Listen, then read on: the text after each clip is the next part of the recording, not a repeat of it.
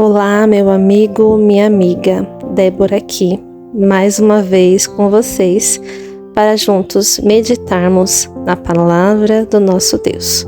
Hoje a nossa leitura será no livro de Juízes, do capítulo 13 ao capítulo 15. Mas antes quero refletir com vocês sobre alguns pontos importantes da nossa leitura até esse momento. Temos aprendido que o povo de Israel tem vivido em constante conflito com seus vizinhos após a morte de Josué. Afinal, sem um líder central, as tribos acabaram caindo na apostasia e oprimidas por seus inimigos. Deus, então, levanta juízes para libertar o povo, mas ainda assim, a apostasia os leva a um ciclo de opressão e, ao mesmo tempo, de livramento. Na leitura de hoje, aprenderemos temas como fé e obediência a Deus, força física e fraquezas morais, tentação e traição, arrependimento e restauração, libertação e justiça. O nosso personagem, Sansão, um juiz nazireu com força sobrenatural, mas com fraquezas por mulheres filisteias. Para sua reflexão, para a nossa reflexão, precisamos compreender que a força física jamais será suficiente para vencer algumas batalhas da vida, e que a fé em Deus é a verdadeira fonte de força e de vitória. E sim, as tentações podem nos levar a cair em armadilhas e nos afastar de Deus. A traição pode ser uma dor profunda, mas Deus tem poder para restaurar e usar as nossas fraquezas para a sua glória. Creia, Deus é fiel ao seu povo e sempre os protege dos seus inimigos. Basta você clamar a Deus e se arrepender. Vamos à nossa leitura de hoje. Juízes, capítulo 13. O nascimento de Sansão. Versículo 1. Os israelitas pecaram outra vez contra Deus, o Senhor, e por isso ele deixou que sofressem 40 anos nas mãos dos filisteus. Havia um homem chamado Manoá, que era da cidade de Zora e pertencia à tribo de Dan. A sua mulher não podia ter filhos, e o anjo do Senhor apareceu a ela e disse: Você não podia ter filhos, e por isso nunca foi mãe, mas agora você ficará grávida e terá um filho. Não tome vinho nem cerveja, e não coma nenhuma comida proibida, porque você ficará grávida e dará à luz a um filho. Não corte nunca o cabelo dele, pois ele será consagrado a Deus como nazireu, desde o dia do seu nascimento.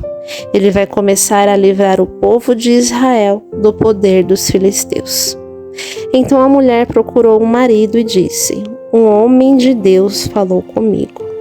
Ele parecia um anjo de Deus, e isso me deixou apavorada. Eu não perguntei de onde ele vinha, e ele não me disse como se chamava, mas prometeu que eu ficarei grávida e que terei um filho. E mandou que eu não beba vinho nem cerveja e não coma nenhuma comida proibida, pois o menino será dedicado a Deus como nazireu por toda a vida. Então Manoá orou ao Senhor dizendo: Ó meu Deus, peço que mandes de volta o homem de Deus que enviaste, para ele nos dizer o que devemos fazer com o menino quando nascer. Deus fez o que Manoá pediu. O anjo apareceu de novo à sua mulher quando ela estava sentada no campo, e o marido não estava por perto. Então ela correu depressa para o lugar onde ele estava e disse: O homem que falou comigo outro dia apareceu novamente. Manoá se levantou e seguiu a mulher. Foi até onde estava o homem e perguntou: Você é o homem que falou com minha mulher? Sim, respondeu ele. Então Manoá disse: quando acontecer o que você falou, como é que o menino deverá agir? O que deverá fazer? E o anjo do Senhor respondeu: a sua mulher deve fazer tudo o que eu já disse a ela. Não vai comer nada que seja feito de uvas, não vai tomar nem vinho nem cerveja e não vai comer nenhuma comida proibida. Ela deve fazer tudo o que eu disse. Manoá não sabia que aquele era o anjo do Senhor e disse: por favor, não vá embora ainda. Espere, que nós vamos cozinhar um cabrito para você. Se eu ficar, não comerei a sua comida, respondeu o anjo. Mas, se você quiser prepará-la, então queime-a como oferta ao Senhor. E Manoá disse: qual é o seu nome? Nós precisamos saber para poder prestar-lhe uma homenagem quando acontecer aquilo que você disse. Por que você quer saber o meu nome? Perguntou o anjo. O meu nome é um mistério. Então Manoá pegou o cabrito e cereais e os ofereceu numa pedra ao Senhor, o Deus dos mistérios. Enquanto as chamas subiam do altar, Manoá e a sua mulher viram o anjo do Senhor subir para o céu, no meio das chamas. Aí se ajoelharam e encostaram o rosto no chão. Manoá e a sua mulher nunca mais viram o anjo. E Manoá compreendeu que aquele homem era o anjo do Senhor. Então disse à mulher: nós vamos morrer porque vimos Deus. Porém ela respondeu: se o Senhor nos quisesse matar, não teria aceitado nossas ofertas. Ele não nos teria mostrado tudo isso e nem falado todas essas coisas. A mulher de Manoá deu à luz a um filho e pôs nele o nome de Sansão. O menino cresceu e o Senhor o abençoou. Sansão estava no campo de Dan, entre Zora e Estaol, quando começou a sentir que o Espírito do Senhor o dirigia. Capítulo 14. O casamento de Sansão. Sansão desceu até a cidade de Tímina e ali viu uma moça filisteia. Voltou para casa e disse ao seu pai e à sua mãe: eu vi em Tímina uma jovem filisteia. Peçam essa moça para mim, porque eu quero casar com ela. Mas o seu pai e a sua mãe responderam: por que é que você foi procurar mulher no meio dos filisteus, aquela gente que não pratica circuncisão? Será que você não podia achar mulher no meio dos nossos parentes e entre o nosso povo? Mas Sansão disse ao seu pai: é aquela moça que eu quero, é dela que eu gosto. O seu pai e a sua mãe não sabiam que era o Senhor Deus que estava orientando Sansão para fazer aquilo. Deus estava procurando uma oportunidade para atacar os filisteus, que naquele tempo dominavam o povo de Israel. Sansão desceu com os seus pais até a cidade de Tímina. Quando estavam passando pelas plantações de uvas de Tímina, um leão novo veio rugindo para cima dele, mas o Espírito do Senhor fez com que Sansão ficasse forte, e com as suas próprias mãos Sansão despedaçou o leão, como se fosse um cabrito. Porém, não contou nem ao seu pai e nem à sua mãe o que havia feito. Então ele foi conversar com a moça e gostou dela. E poucos dias depois, Sansão voltou lá para casar com ela. Saiu da estrada para dar uma olhada no leão que havia matado e ficou espantado ao ver um enxame de abelhas e mel dentro do corpo do animal morto. Então tirou o mel com as suas mãos e saiu comendo. Foi até onde estavam seu pai e a sua mãe, e lhes deu um pouco, e eles comeram. Porém Sansão não lhes contou que havia tirado o mel do corpo do leão. O pai de Sansão foi à casa da moça, e Sansão deu um banquete ali, como era costume dos moços. Quando os filisteus ouviram, trouxeram 30 rapazes para festejar com ele. E Sansão lhes disse: eu tenho uma adivinhação para vocês.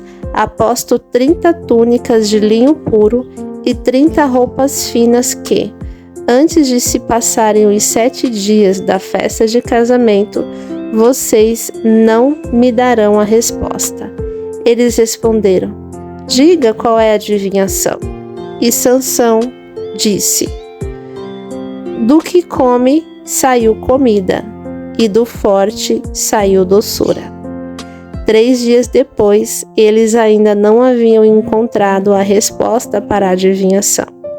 No 4º dia, disseram à mulher de Sansão: dê um jeito de fazer o seu marido dar a resposta da adivinhação. Se você não fizer isso, nós vamos pôr fogo na casa do seu pai e vamos queimar você junto.